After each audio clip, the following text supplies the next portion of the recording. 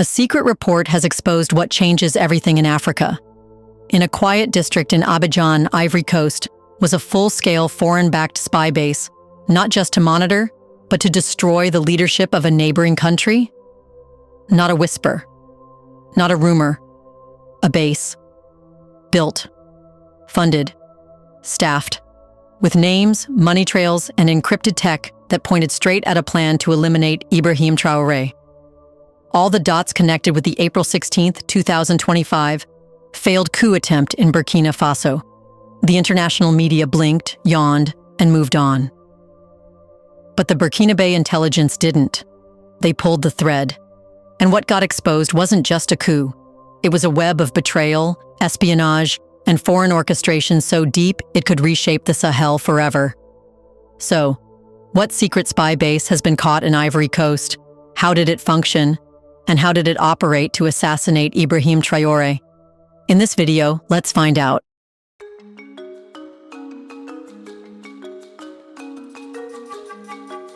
There are alleged secret reports, and all are surrounding Akounougbé, a neighborhood in Ivory Coast holding memories of the Civil War. But by 2025, its function had quietly evolved into something far darker, a secret dirty command center built for political sabotage. Hidden in plain sight, nestled between NGOs and trade offices, Akounougbé had become a covert operational hub, designed not to assist, but to infiltrate. What appeared to be a civilian cluster was, in reality, the nucleus of a multi-layered espionage network. It featured encrypted communications labs, digital warfare units, psychological ops rooms, and even weapon storage areas disguised as storage for humanitarian supplies. The site had also developed an elaborate identity fabrication network, giving agents the ability to move silently across borders with false passports and documents granting access most would never question. Several operatives, Burkinabe intelligence revealed, were even shielded by Ivorian diplomatic clearance, immunity turned into invisibility. While international observers dismissed the failed coup in Burkina Faso as an isolated mutiny, internal findings suggested otherwise. This wasn't some clumsy attempt by disgruntled soldiers. Security forces uncovered rows of motorcycles and transport trikes stationed at border villages, far beyond the needs of any local farmer, yet registered under agricultural licenses. These were not logistical coincidences. They were evidence of a rural insurgency being seeded, deliberately, methodically. Even more telling were crates labeled for medical use that were found to contain encrypted military communication gear, more advanced than what many of Burkina Faso's own officers possessed. These containers, it turned out, weren't from inside the country at all. Their financial and logistical trails led straight back to accounts in Ivory Coast, business fronts that funneled money in CFA and euros to alleged coup intermediaries. And these weren't rebels. They were payroll employees, soldiers for hire, tasked with betrayal, equipped with tools they could never afford, paid to destabilize the heart of Burkina Faso. Yet, no tanks had to cross the border for this assault to succeed. Burkina Faso wasn't just under physical threat, it was digitally besieged. From Akounougbé, entire divisions were tasked with manufacturing chaos, not with bombs, but with bytes. Fake press releases claimed leadership rifts.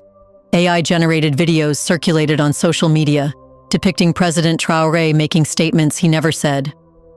Deepfake audios whispered rumors of corruption. Phantom media sites that mimicked real outlets began flooding local platforms, while rural communities were targeted with YouTube propaganda in native dialects, sowing doubt where trust had just begun to grow. These psychological strikes were not random. They were timed to respond to major military victories or popular reforms, aimed to neutralize momentum before it could build. And the contagion wasn't contained within Burkina Faso. These operations deliberately bled into Mali and Niger, undermining the very spirit of the AES alliance before it could become unbreakable. What followed was even more disturbing. Burkinabe intelligence intercepted closed-channel communications between field agents and what appeared to be foreign handlers based in European time zones. References to Operation Mirage a coded term believed to signify a multi-country information disruption campaign, began appearing in classified intercepts. The documents showed directives for crafting region-specific content, like fake NGO videos filmed in impoverished regions, edited to appear as if government neglect was reaching famine levels. These videos were circulated through WhatsApp groups, many of them seeded by bots posing as local users. The psychological operation was designed not only to weaken faith in the leadership, but to spread paranoia, infighting, and mass disillusionment among the youth. Burkina Faso's leadership, meanwhile, began detecting diplomatic anomalies, focusing on consular staff who were never seen attending public functions, aid groups receiving unregistered satellite shipments, and media consultants whose visas didn't match their job titles. Before we continue further, tell us, are you enjoying the video? If yes, please like and share the video, and subscribe to our channel to watch more videos on Black Africa. Let's continue now. Even humanitarian flights were later suspected of being used for surveillance sweeps over sensitive AES facilities. That's because every avenue of goodwill was being inverted into a weapon by the West. Cultural exchange officers turned propagandists.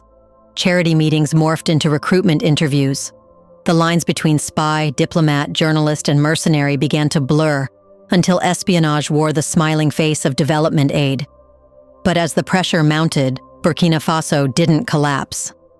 Instead, it activated what analysts now call sovereignty protocols, which is a coordinated media, intelligence, and regional alert plan that began to dismantle the digital fortress built by the Akunugbe network. Radio channels across Mali and Niger began broadcasting counter-narratives. Exposés aired on state TV breaking down the entire architecture of digital warfare waged against them. AES intelligence released partial dossiers on captured operatives, and for the first time, the public was not only aware of the infiltration, but mobilized by it. The revelation of the Akunugbe base and the failed proxy coup is now viewed not merely as a threat averted, but a critical turning point. It exposed the new model of sabotage, where military uniforms are no longer required, and where a rumor can do what a bullet cannot. Burkina Faso, once targeted as a weak link, became the whistleblower of an invisible war many Africans didn't know they were already fighting. And now that the mask is off, the continent is watching closely. However, one thing becomes a great shock for the African continent. The architect of this silent war was not a general. According to Burkinabe leaks, the mastermind remained a faceless diplomat, a man whose name appeared nowhere publicly, but who wielded more power than African presidents. He didn't carry a gun, he didn't need a uniform, but he had access to contractors, funds, satellite communications, and a network of actors embedded across West Africa. Former soldiers with grievances were brought into the fold. Ivorian handlers trained them in psychological ops. NGO operatives with forged identities crossed borders with military-grade intelligence gear. This was not some rogue operation. It was structured, coordinated, and protected by layers of plausible deniability. The trail, as Burkina Faso's security files indicate, pointed disturbingly close to the corridors of Ivorian power. Ivory Coast's President Alassane Ouattara had long marketed himself as a pillar of stability in the region. But that image is now under siege.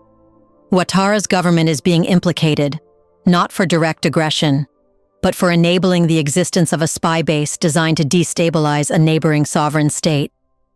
Now, people in Burkina Faso believe the Ivorian state allowed foreign-backed contractors to operate freely in Abidjan, not because of incompetence, but because the mission aligned with their own regional fears.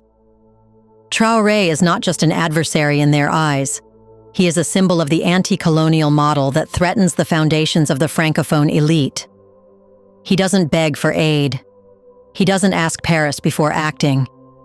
He leads with unapologetic sovereignty, and that is dangerous to a system built on client states and controlled democracies. Therefore, the slow strangle wasn't meant to be dramatic. It was meant to be unnoticed.